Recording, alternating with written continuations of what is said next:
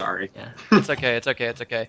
But I'm trying to think here. What else was it? Also, I wanted to sympathize with you because 14 hours of casting a day, like I did 7 today, and that just drove me nuts. Now, let's just get Yeah. right down to the nitty gritty. I've got 3 questions I wrote down in a notepad. Okay. Only three. Wow. Okay. Well, okay, like I want to be the quote unquote established English caster for the China scene. What do I do? That's question number 1. Question number 2 is I'm going to Korea next semester to study abroad. I will graduate without coming back to America. What can I do after that if I want to become a caster? And 3, what are some resources that I can use to improve my casting? That's it.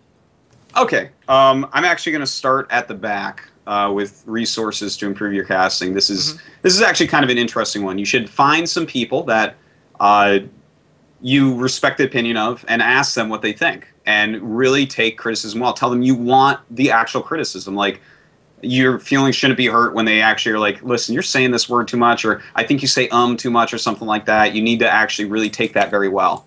Another thing that I personally did when I was first really coming up, I found I really liked how DJ Wheat was doing things. So I watched a ton of DJ Wheat shit and just studied gesticulation and the way that he conveyed his sentences, the way his voice moved, things like that.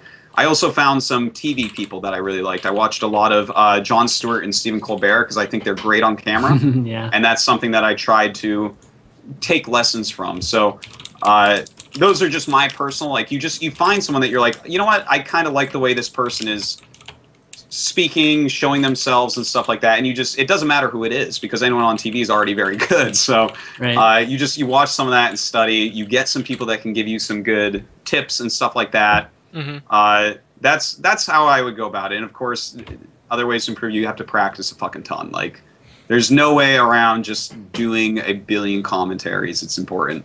But yeah, so I would do those. And also, when you start actually commentating, there's going to be a lot of negativity. So just try to siphon out the useful criticism that sounds reasonably like, you know what, I kind of felt like what this guy's saying is right.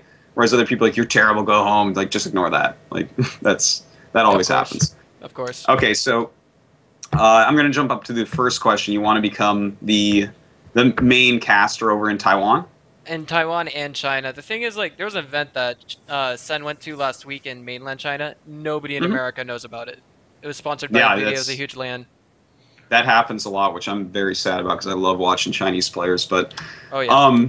I mean, this is something where you need to start getting your name out there a bit. Like, what you should be doing is like, don't expect to be paid for a long time. First off, like, if Oh, I'm that's what already you're paid. I'm expecting, already paid. I got Twitch revenue. I'm sick. getting paid a little bit on the side, but it's nothing that I can That's make a living great. off of.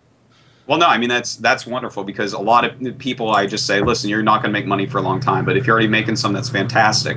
But start casting these players. Make these your players. Don't you cast a single European unless it's like Sase because he's always over there. But like, know everything about the Taiwanese players. Know everything about the Chinese players. Write things for the scene. Like, write up if a tournament's coming up. Write a post for Team Liquid and Reddit where you're like, here's the stream to it. Like, you should go watch this. This is great. Here's a little blurbs about these players. Because you're going to have to build those players to build interest in those players if you want to actually commentate over there. Because the Taiwan scene and the Chinese scene are like the two most underrepresented in the English-speaking community. So Yeah. it's a lot of work. That's going to be a tough fucking job to do. Because again, you look over here and you're like, well, in that time zone, I have Korea, and those are better players, and people know them. But Hmm. you can help to generate interest, Of and Yeah. course. once you're actually generating interest and becoming a vital part of the scene and commentating their replays if you can get them, anything like this, Of course. you have to start making connections to everyone out there. You need to talk to them and just kind of do your best with making those connections. Be like, look, I'd love to do this event, and don't even ask for pay. Just do it. And if it actually picks up in views at all, and they're like, oh, you know what, this is actually good for our brand to have English commentary, then you can start thinking about the next level of getting paid and things like that. All right. What about when I go to Korea next semester? Like, I mean, that'll surely kick down the budget for a lot of Chinese events because it's obviously cheaper for me to go there from Korea than it would be from America. Yeah. Well, I mean, so you're gonna live over here and study, right? Daegu, but not Seoul. Yes.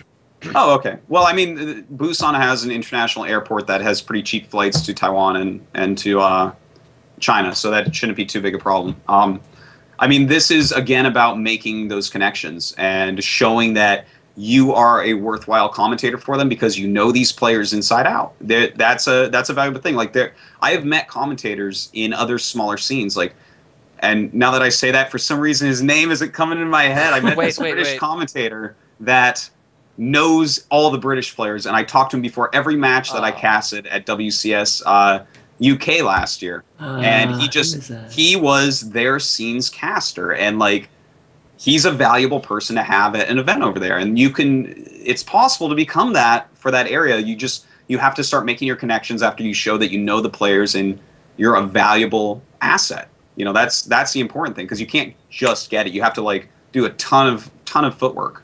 Right. All right, buddy. Thanks for your question, man. I'd like to give a huge shout out to the community. Thanks for anyone who's been supporting me. If you're not, then, I mean, just great. Thanks anyway. You're feeding me more. Thanks, man. All right, see ya.